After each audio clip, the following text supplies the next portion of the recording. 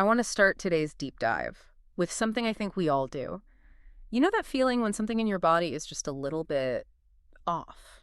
Mhm. Not like broken, just uncomfortable. The I'll just ignore it and hope it goes away strategy. Exactly. Or we tell ourselves, oh, I'm just tired, or this is just getting older, or the worst one, this is just part of being a woman. We just sort of normalize the discomfort. We do, especially when that discomfort is in a part of the body that we've been, you know, socially conditioned not to talk about. Right. And today, that is exactly what we're doing. We're talking about vaginal dryness. Mhm. And before anyone thinks, okay, that's a menopause issue, not for me, you really need to stick with us because the research we're looking at today shows this affects a huge number of people of all ages. It really does. Hmm. We're working from a great guide by Aero Organics today, and the mission is pretty simple. Mm-hmm.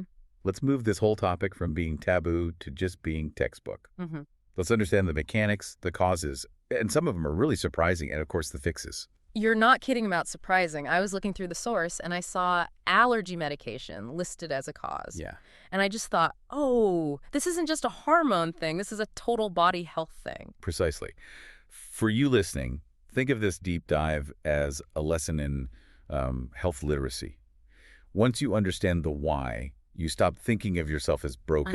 You realize you're dealing with a physiological system. One with inputs and outputs. Exactly. And if you change the inputs, you can absolutely change the outcome. So let's get a little technical. When we hear dryness, I think we imagine something temporary, but the source defines it as something more structural, right? What is actually happening to the tissue? Yeah, that's a key distinction. We're not just talking about a moment of, lacking lubrication. We're talking about a chronic condition. It's technically the thinning and inflammation of the vaginal walls. Right. The medical term is atrophy, which sounds a bit intense. Atrophy sounds like a muscle wasting away in a cast. Is that basically it? In a way, yeah. Healthy vaginal tissue is thick, it's elastic, it has these folds called rugae. Okay. Estrogen is the fuel that keeps that tissue plump and keeps the blood flowing. So estrogen is like the maintenance manager. It's the architect and the maintenance manager. It drives blood flow, which brings oxygen, which keeps the cells healthy and able to produce moisture. When estrogen drops, The blood flow diminishes. right, the tissue literally gets thinner. It loses those elastic folds and becomes smoother, flatter, and way more fragile. That's such a helpful visual. It's not that the faucet is just turned off, it's that the actual pipes have become brittle. Exactly. And that brittleness is what causes the pain. The cushion is gone. Now, the big assumption is that this only happens during menopause, but looking at the stats in this article, that's a dangerous myth. It is. I mean, yes, menopause is the big one. Over half of postmenopausal women experience it. But the stat that really jumped out at me from the Era Organics report, Let me guess, the 17%? the 17%. Nearly 1 in 5 individuals assigned female at birth between 18 and 50 report dealing with dryness during sex. 1 in 5.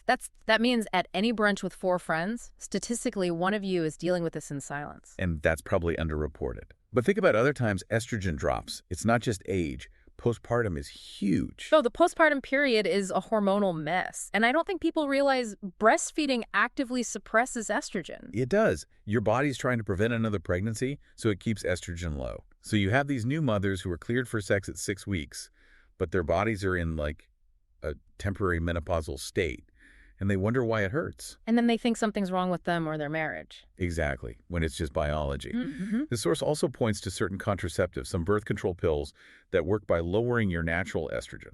Wow. So a woman in her 20s could be having these issues just from her prescription. Absolutely. It's a trade-off we're often not fully warned about. So let's talk about what this actually feels like. Because dryness is such a gentle word. It's a clinically polite term for what can be agony. We're not just talking about painful sex.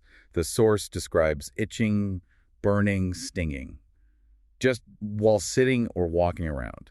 The idea that your own clothes could be uncomfortable, that really stood out. Mm-hmm. But there's a symptom that's almost always misdiagnosed by people themselves. The urinary link. Yes, the connection between dryness and UTIs. Okay, connect these dots for me, because I would never put those two things together. It's pure anatomy. The urethra is embedded right there in that same tissue.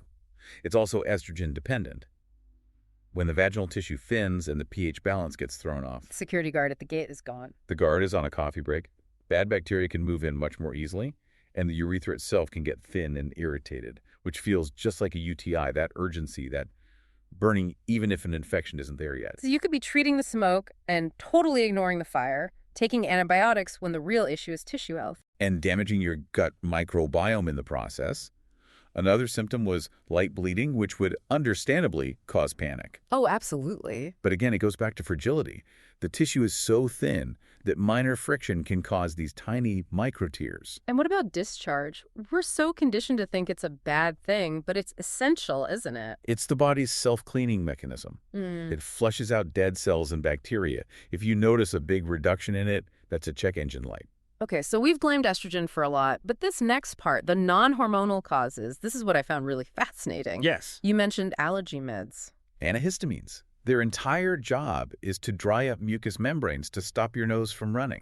But they don't just target the nose. No, they don't have GPS. They work systemically, so they dry up your mouth, your sinuses, and yes, your vaginal moisture. It's all the same type of tissue. That is just the ultimate irony, isn't it? And antidepressants. It's a similar thing. Some can impact the neurotransmitters that are involved in arousal and blood flow.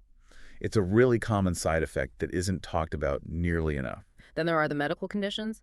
Sjogren's syndrome was mentioned. Yeah, that's an autoimmune disorder where the body attacks its own moisture-producing glands. Most people know it for causing dry eyes and mouth, but it hits everywhere. A systemic drought. And diabetes, too. High blood sugar damages the small nerves and blood vessels, which impairs the body's ability to produce its own fluid. It all just proves how interconnected everything is. Oh. Which brings us to the myths, because so much of this is psychological baggage. Oh, absolutely. And the biggest one, the one that causes the most hurt, if you're dry, you're not turned on. This is the most damaging myth. We have to separate lubrication from arousal. You can be mentally, emotionally, completely into it. But the body's not getting the email. Perfect way to put it. The wifey is down. And when a partner takes that dryness as rejection, it just creates this feedback loop of anxiety, which makes everything worse. That's such a relationship-saving piece of information. Okay, myth number 2. The I need to clean it better myth. Ooh, this is where good intentions just go so wrong. The source puts a hard stop on this. Do not douche. Why not? It feels intuitive to some people. Because the vagina is a self-cleaning oven. It has a very specific acidic pH and a microbiome of good bacteria. Douching is like taking a fire hose to that delicate ecosystem. You're stripping away the good stuff. Completely. You destroy the pH, which allows bad bacteria or yeast to take over, and that leads to, you guessed it, more irritation and dryness. Same goes for scented soaps and bubble baths. Fresh linen scent is the enemy. It often is. Which brings up yeast infections. The source says they don't cause dryness. Not directly, but they cause itching and inflammation that feels a lot like it. They're partners in crime. Chronic dryness can make you more prone to yeast infections. It's a cycle. And the last myth, which I really want to reframe for people, using lubricant is a crutch. Ugh, I hear this all the time. We shouldn't need it. We need to see lube like we see running shoes.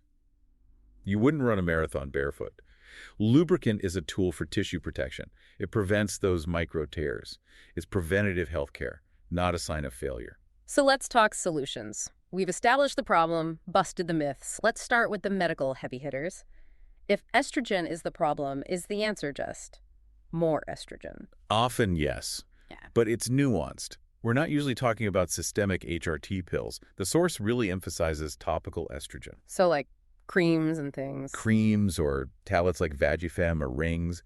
The benefit is that it's localized. You're putting the hormone right on the tissue that needs it, so the absorption into the rest of your body is very, very low. That's a much safer feeling middle ground for a lot of women. But what if you absolutely cannot take estrogen for some reason? There are other options. The source mentions prasterone. Mm-hmm. It's a suppository with DHEA, which is a precursor hormone.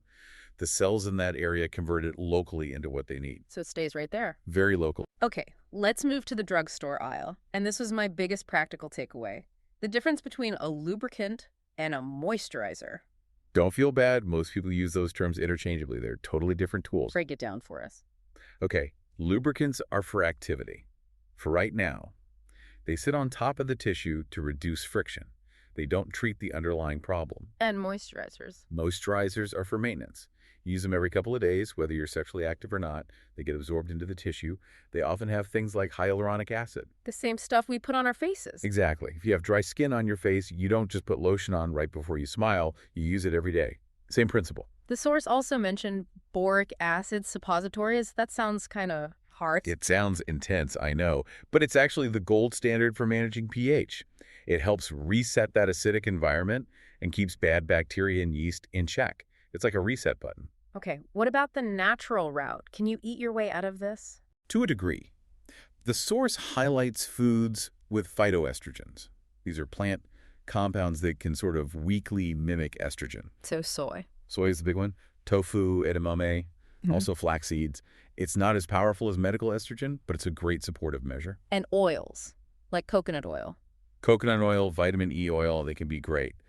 But, and this is a huge, but The condom warning. it's the condom warning. Oil destroys latex. So if you're relying on condoms for protection, you have to stick with water-based or silicone-based products, period. One of the natural remedies listed just made me laugh. It was regular sexual activity. The old use it or lose it protocol. It sounds like a fun prescription. What's the biology there? It's all about blood flow. Stimulation, whether it's with a partner or solo, forces blood to the area. That blood brings oxygen and nutrients, and it physically stretches the tissue, keeping it elastic. It's like physical therapy. So consistent activity actually helps prevent the atrophy. It can definitely help slow it down. I also appreciate that the source pointed out some natural remedies that don't work. Yes. They specifically called out wild yam cream and black cohosh. They're really popular, but the science just isn't there to back them up for treating dryness. So save your money on the wild yam and get a good hyaluronic acid moisturizer instead. That would be the evidence-based approach, yes. Let's wrap up with a prevention checklist. For someone listening who wants to avoid this, what are the key daily habits? It's mostly about removing irritants.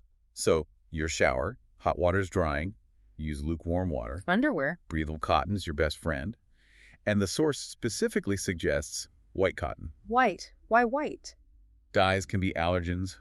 If your tissue is already sensitive, the dye is in colored underwear can cause contact dermatitis. Wow, never would have thought of that. And just get rid of the sprays and scented wipes. The feminine hygiene aisle often creates more problems than it solves. Water is enough. And since our source is Era Organics, they mention their own solutions. We talked about boric acid, but they also have a moisturizer. All right, the Harmony Vaginal Moisturizer. It's a good example of a non-hormonal natural approach for that maintenance care we were talking about. Soothing irritation, reestablishing that moisture barrier. So if we zoom all the way out, what's the one big takeaway you want people to have? That vaginal dryness is a multifaceted health issue, not a sexual failing. It's hormonal, medical, environmental. But above all, it is highly, highly treatable. You do not have to just live with it. I love that. It's a tissue health issue, not a bedroom issue. Exactly. Even if you aren't sexually active, you deserve to be comfortable. Tissue health is health. Full stop. And I want to leave our listeners with this thought. Think about your bathroom counter. You probably have a cleanser, a serum, a moisturizer, an eye cream. We have these elaborate routines for our faces. We treat hydration for our face as this daily non-negotiable thing for anti-aging. We obsess over it. We'd never just let our face get dry and cracked. So why do we treat hydration for other equally delicate tissues as a shameful secret? Something we only deal with when it becomes unbearable. That really is the question, isn't it? If we approached vaginal health with that same proactive preventative care, so much of this discomfort could be avoided. I think it's time to expand the skincare routine. Thanks so much for listening to this deep dive. Stay curious, stay hydrated everywhere, and we'll catch you on the next one. Take care, everyone.